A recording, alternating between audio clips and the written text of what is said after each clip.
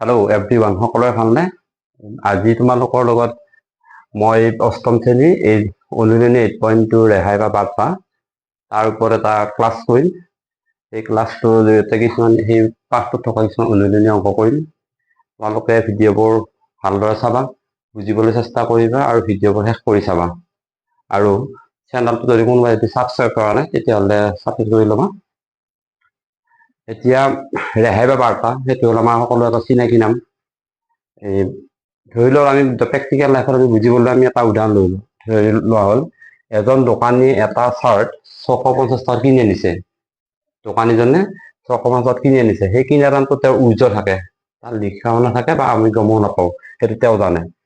সেই চাৰ্টটোৰ ওপৰত তেওঁ 1000 টকাৰ দাম এটা মাৰ্ক কৰি থৈছে, মানে লিখি থৈছে, সেইটো কয় ছপা মূল্য বুলি কোৱা হয়। আকৌ সেই চাৰ্টটো কোনোবা যদি গ্ৰাহকে কিনিব যায় তেতিয়াহ'লে তেওঁ ধৰি লোৱা হ'ল 850 টকাত বিক্ৰী কৰিলে। 1000 টকাৰ পৰা তেওঁ 850 টকাত বিক্ৰী কৰোঁতে কমাই দিলে। কিমান কমাই দিলে? 150 টকা কমাই দিলে। সেই কমাই দিয়াটোকে কি বুলি কোৱা হয়? ৰেহাই বা বাৰ্তা বুলি কোৱা হয়। আৰু এনেধৰণৰ খুচুৰা দোকানী দিয়া যিটো বাৰ্তা পোৱা যায় সেইটোকে কি কোৱা হয়? খুচুৰা বাৰ্তা বুলি কয়। এই পাঠটোত আমি খুচুৰা বাৰ্তাৰ বিষয়ে আলোচনা কৰিম। ইয়াৰ উপৰিও নগদ বাৰ্তা, বাণিজ্য বাৰ্তা সেইবিলাক আছে, সেইবিলাক আমি ওপৰ শ্ৰেণীত পাম।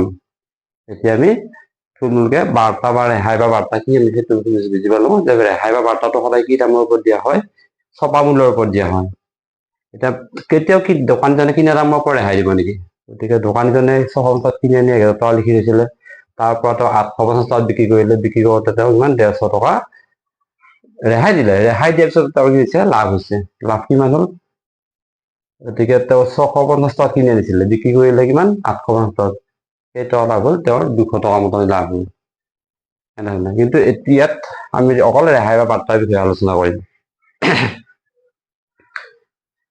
এতিয়া চাবা, মই কেইটামান পইণ্ট দিছো। 1 নম্বৰ, ৰেহাই সদায় ছপা মূল্যৰ ওপৰত নিৰ্ধাৰণ কৰা হয়। ৰেহাইটো সদায় তোমাৰ যিটো 150 টকা ৰেহাই পালা, 150 টকা, সেই 150 টকা তোমাৰ 1000 টকাৰ পৰা ৰেহাই দিছে। তাৰমানে মাৰ্ক কপিৰ ওপৰত অৰ্থাৎ ছপা মূল্যৰ ওপৰত কি হয়? ৰেহাই পোৱা যায়। 2 নম্বৰতে, দোকানীৰ বিক্ৰী দাম। দোকানীয়ে 850 টকাত বিক্ৰী কৰিলে আৰু আমি গ্ৰাহকে সেই 850 টকাত কিনি আনিলো। গতিকে সেইকাৰণে লিখি দিছো যে দোকানীৰ যিটো বিক্ৰী দাম বা বেচা দাম সেইটো গ্ৰাহকৰ কিনা দামৰ সমান হয়। আৰু 3 নম্বৰ পইণ্টটো হ'ল শতকৰা ৰেহাই। আমি যেনেকে শতকৰা লাভ, শতকৰা লোকচান ওলাইছিলো, ঠিক সেইদৰে শতকৰা ৰেহাই উলিয়াব লাগিলে সূত্ৰটো হ'ল যিহেতু ৰেহাই উলিয়াব লাগে, ৰেহাইৰ পৰিমাণটো হ'ব ওপৰত। ৰেহাইটো কি দামৰ ওপৰত নিৰ্ভৰ কৰে? ছপা মূল্যৰ ওপৰত। সেইকাৰণে ছপা মূল্যটো ক'ত হ'ব? তলত, ইনটু 100%।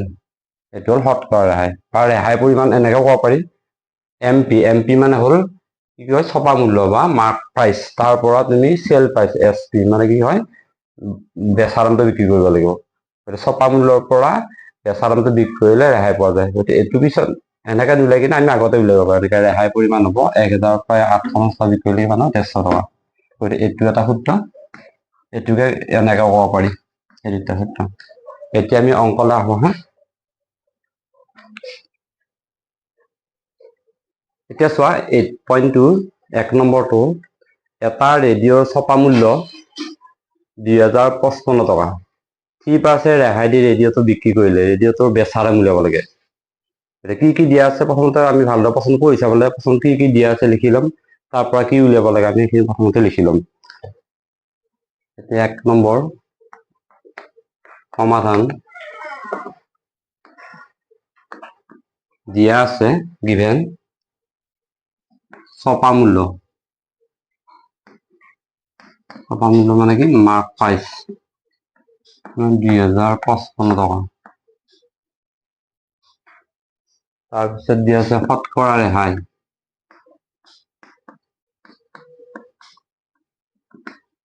শতকৰা ৰেহাই হ'ল 3%। বেচা দাম হোৱাত আমি চিটিকা কৰি দিম। এতিয়া অংকটো ইয়াৰ পৰা ষ্টাৰ্ট হ'ব, 3% ৰেহাইৰ পৰা। 3% ৰেহাই অনুসৰি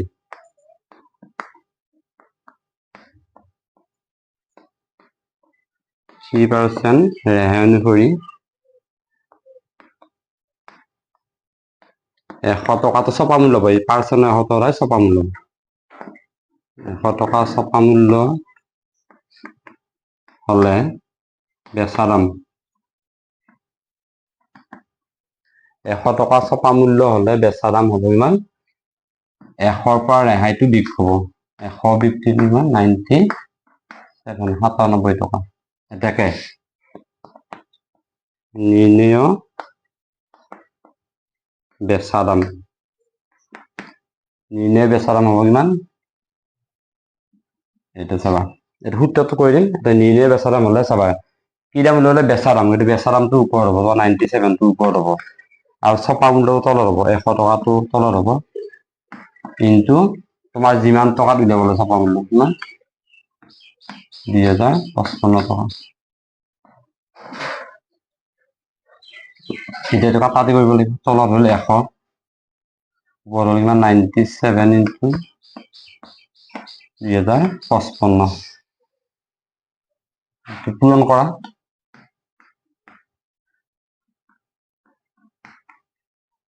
পূৰণ কৰিলো এনেকে 97 ত 2055 7 5 6 দিছে হাতে গ'ল 3 7 5 6 8 দিছে হাতে গ'ল 3 7 0 3 3 7 2 14 9 5 45 5 হাতে গ'ল 4 9 5 45 9 হাতে গ'ল 4 9 9 0 4 4 9 2 18 যোগ কৰা 5 18 7 3 হাতে গ'লে 9 12 3 হাতে গ'লে 7 8 9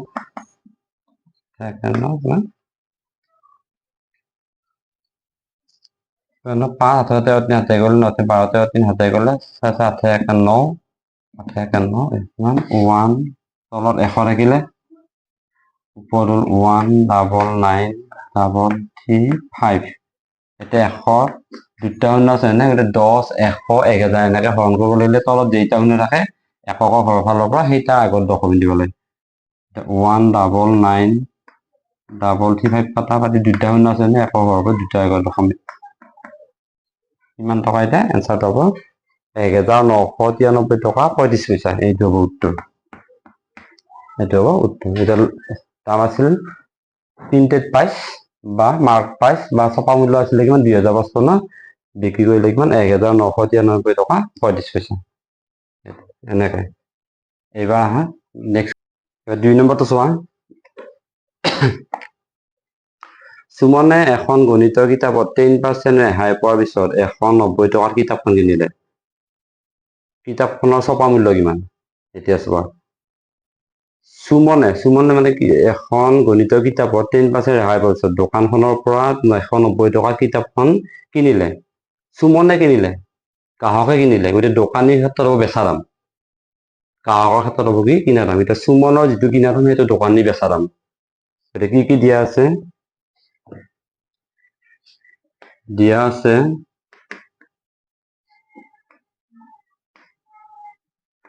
কিতাপখনৰ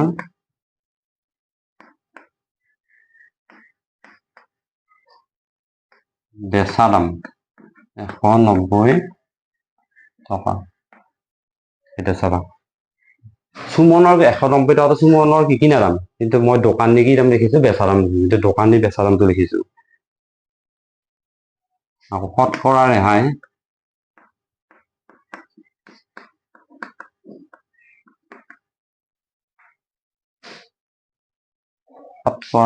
হ'ল 10%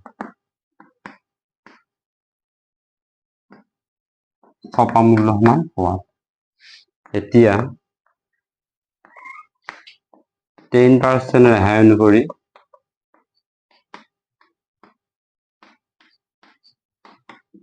এই বস্তু ভালদৰে মন দিবা ৰেহাই হলে 1% 100 হ'ল ছপা মূল্য হয় আকৌ যদি লাভ বা লোকচান হয় তেতিয়াহ'লে 1% 100 কিনা দাম হয় 100 টকাটো 10% ৰেহাই দিছে নে 100 টকাটো ছপা মূল্য হ'ব 100 টকা ছপা মূল্য এইবিলাক মনত ৰাখিবা হা মই মাত্ৰ যে ক'লো লাভ লোকচানত কি দিব লাগে ৰেহাইত কি দিব লাগে এই কথাবিলাক মনত ৰাখিবা 100 টকা ছপা মূল্যত বেচা দাম হ'ব 100ৰ পৰা 10 টকা বিক্ৰী কৰিলে কাউণ্টাৰ কেইটা হয় 90 টকা এটাকে নিৰ্ণয় ছপা মূল্য এইটো হ'ল শৰ্ট নিয়ম ঐকিক নিয়মত কৰিলে এইখিনি পাতাখিনি একে হ'ব কিন্তু কিছু ছুটি হয় এটাকে নিৰ্ণয় ছপা মূল্য হ'ব, এবাৰ ছপা মূল্য উলিয়াব লাগে না, ছপা মূল্যটো ওপৰ হ'ব, ছপা মূল্য 100টো ওপৰ হ'ব। তাৰপিছত বেচা দাম এইটো 90 টকা ক'ত হ'ব, তলত, ইনটু প্ৰশ্ন তোমাক যিমান দিয়া 190 টকা। তলত কি থাকিলে 90, ওপৰত হ'ল 100, 100 কিমান 90। এতিয়া এনে কাটা দি এইটো 0 কাটা দি কৰিব পাৰি। তাত থাকিল 9, ওপৰত থাকিল 19 গুণ 19 আৰু দুটা এইখিনি। এতিয়া 9ৰে হৰণ কৰা, 9ৰে হৰণ কৰিলে ইয়াত কি পাবা 1900 হৰণ কৰা, 9 দুগুণ 18, 1 বেগেল 10 হ'ল, 9 গুণ 9, 10 গ'ল 1, আকৌ 10 হ'ল, আকৌ 9 একবাৰ দিলে 9 গুণ কিমান হ'ব 9, 1 বেগেল আকৌ 10 দিলে 10 হ'ল, আকৌ 9 গুণ 9, এনেকে 1 1 ওলাই যাব, ইমান 211.11 এনেকে ওলাই যাব। এতিয়া যে টকাত দশমিক, টকাত পাস কৰিব লাগে দশমিক দুটা লাগে, 211.11 টকা, এইটো হ'ব এনচাৰ। নিৰ্ণয় ছপা মূল্য হ'ব 211.11 টকা বা 211 বুলি ক'ব পাৰি প্ৰায়। এইবাৰ আহা নেক্সট কুৱেশ্যন।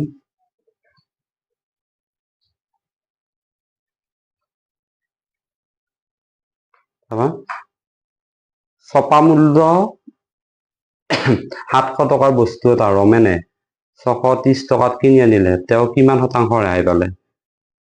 এতিয়া 700 টকা লিখা আছিলে বস্তুটোৰ দাম, তাৰপিছত মই কিনিলো, মোৰ নাম ৰমেন, ময়ে কৈছো আৰু মই 630 টকাত কিনি আনিলো, গতিকে মই কিনি আনা মানে দোকানী বেচা দাম, গতিকে কিমান শতাংশ ৰেহাই পালে যাব লাগে। কি কি দিয়া আছে,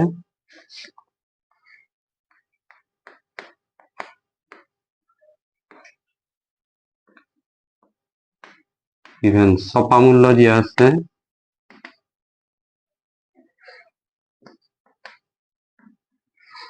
700 টকা,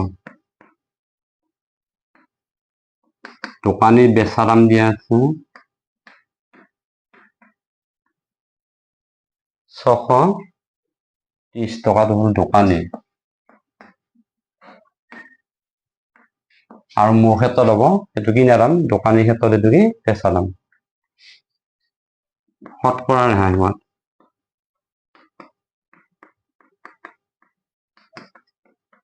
শতকৰা মানে 100 টকাত কেইটকা ৰেহাই হয়। বহুতে কি কৰে গম পাইছেনে, ছপা মূল্য হল কিমান 700 টকা, 700 টকাৰ পৰা বেচা দাম 630 টকা বিক্ৰী কৰিলে কিমান হ'ব 70 টকা, 70 টকা শতকৰা ৰেহাই 70 টকা বুলি দিয়ে, সেইটো নহয়। তুমি 700 টকাত 70 টকা ৰেহাই পালে, 100 টকাত কেইটকা পালে, সেইটো হ'ল শতকৰা ৰেহাই। এটাকে শতকৰা ৰেহাই, প্ৰথমতে ৰেহাই উলিয়াব লাগিব। এতিয়া ৰেহাই পৰিমাণ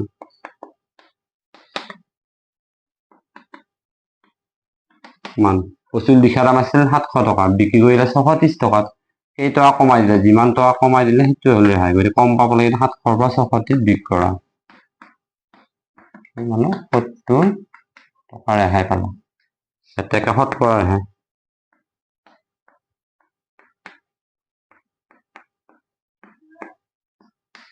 শতকৰা ৰেহাই সূত্ৰটো হ'ল তলত হ'ব কিমান ছপা মূল্য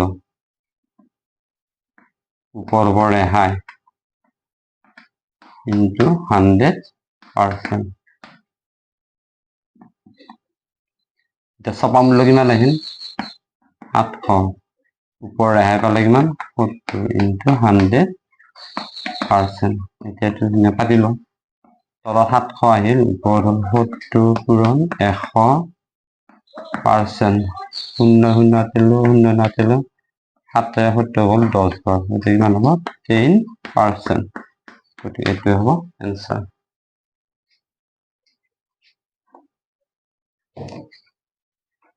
এবাৰ নেক্সট কুৱেশ্যন। এযোৰ সোফা সেটৰ ছপা মূল্য হ'ল 30,000 টকা, নতুন বছৰ আৰম্ভণিৰ দোকানীয়ে সোফা সেটবোৰ 25,000 টকাত বিক্ৰী কৰিলে, তেওঁ কিমান শতাংশ ৰেহাই দিলে? গতিকে ওপৰৰ অংকটোৰ লগত একে হলে মই কৈ দিলোঁ, তোমালোক চেষ্টা কৰিবা, নোৱাৰিলে মোক কমেণ্টত জনাবা, মই পিছত কৰি দিম। একে অংক 3 নম্বৰটোৰ লগত চেম, 3 4 একে, গতিকে 3 নম্বৰটো কৰিলে 4 নম্বৰ নকৰোঁ। 5 নম্বৰ 10% ৰেহাই দিয়াৰ পিছত দোকানীয়ে এখন ফেন 1240 টকাত বিক্ৰী কৰিলে। ফেনখনৰ ছপা মূল্য কিমান আছিল? এই অংকটো চোৱা, এই অংকটো 2 নম্বৰৰ লগত একে। এইবাৰ গ্ৰাহকৰ সুমনে কিনিছিল, গতিকে 190 টকা সুমনে কিনা দাম আছিল। এইবাৰ দোকানী বেচা দাম, গতিকে অংকটো একে। ছপা মূল্য লৈ তাতো ছপা মূল্য ল'ব লগা আছিল, একে অংক। 4 নম্বৰটো কৰোঁ। 5 নম্বৰ কুৱেশ্যন নং 5।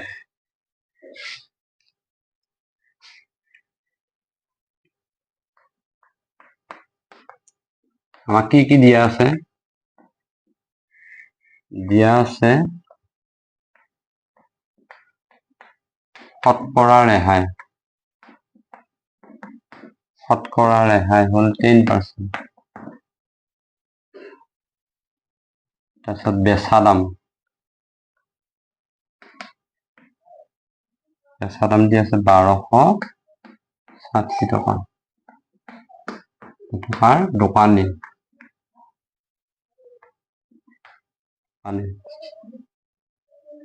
কি উলিয়াব দিছে? ছপা মূল্য হোৱা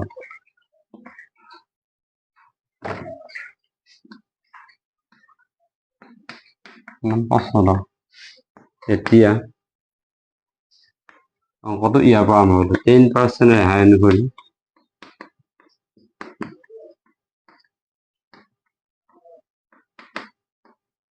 10% ৰেহাই অনুসৰি 100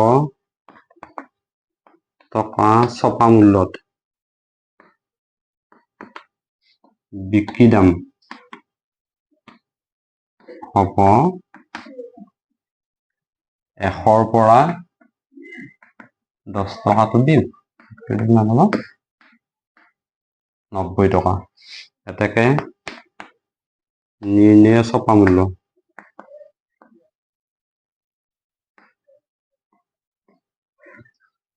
নিৰ্ণয় ছপা মূল্য সমান ছপা মূল্য উলিয়াব লাগে, ছপা মূল্যটো ওপৰত হ'ব। গতিকে ছপা মূল্য কিমান হ'ব? 100 টকাটো ওপৰত হ'ব। তাৰপিছত বিক্ৰী দামটো 90 টকাটো তলত হ'ব। কিন্তু তোমাৰ যিটো পচন্দ বেচা দাম দিয়া আছে 1260 টকা। এইটো তলত 90, ওপৰত হ'ল 100, 1260 টকা। আদি কৰা 0 9 কাটিলোঁ, 9ৰে 1বাৰ 9 গুণ 9, 3 3 36, 9 4 36। গতিকে 100 পূৰণ 14 সমান 14 গুণ 14 আৰু 1400 টকা। গতিকে তাৰ লিখা দাম বা ছপা মূল্য কিমান আছিলে? 1400 টকা।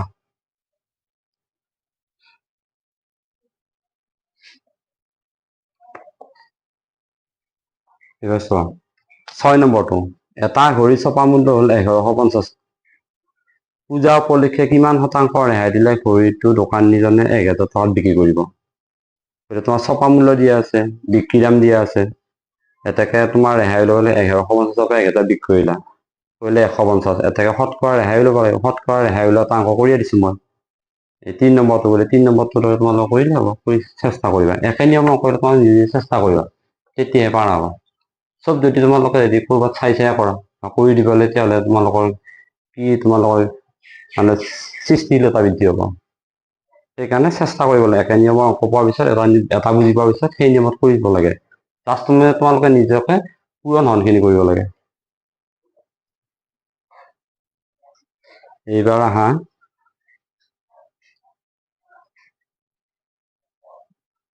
7 নম্বৰ। কাপোৰৰ দোকানী এজনে 10% ৰেহাই বিজ্ঞাপন এখন দি সেইমতে কাপোৰ বিক্ৰী কৰিব ধৰিলে। এজন গ্ৰাহকে 6050 টকা মূল্যৰ এযোৰ চুট, 565 টকা মূল্যৰ এটা কামিজ আৰু 865 টকা মূল্যৰ এখন শাৰী কিনিলে। গ্ৰাহকজনে মুঠতে কিমান টকা ৰেহাই পালে? এতিয়া চাওঁ, এজন গ্ৰাহকে 6050 টকা মূল্যৰ এযোৰ চুটযোৰ ছপা মূল্য হ'ল 6050 টকা। কামিজটোৰ ছপা মূল্য হ'ল 565 টকা আৰু শাৰীখনৰ মূল্য হ'ল তোমাৰ 865 টকা মূল্য কিনিলে। গ্ৰাহকজনে মুঠতে কিমান টকা ৰেহাই পালে বুলি ক'লে?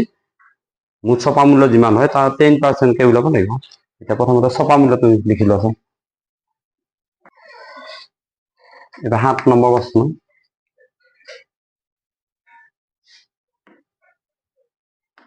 দিয়া আছে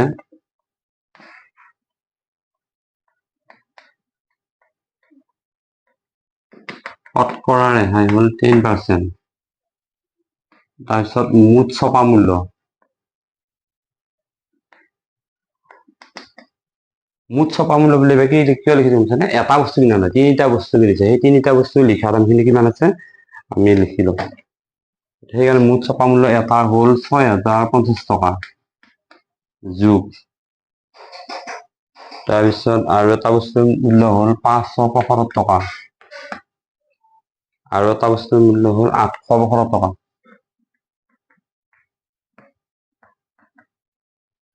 ঠিক আছে, 575 আৰু 875, 5 আৰু 10, 9 গ'ল 1, 7 14, 14 আছে কিমান হ'ল 19, 19 একে 20 9 গ'ল কিমান হ'ব 2, 8 13, 13 দি 15, 5 7 গ'ল 1, 6 একে কিমান হ'ব 7, 7500 টকা।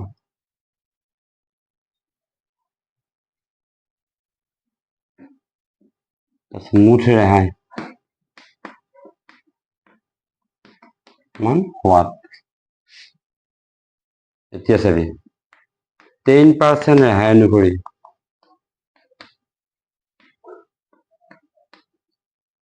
10% ৰেহাই অনুসৰি 7500 টকা ছপা মূল্যত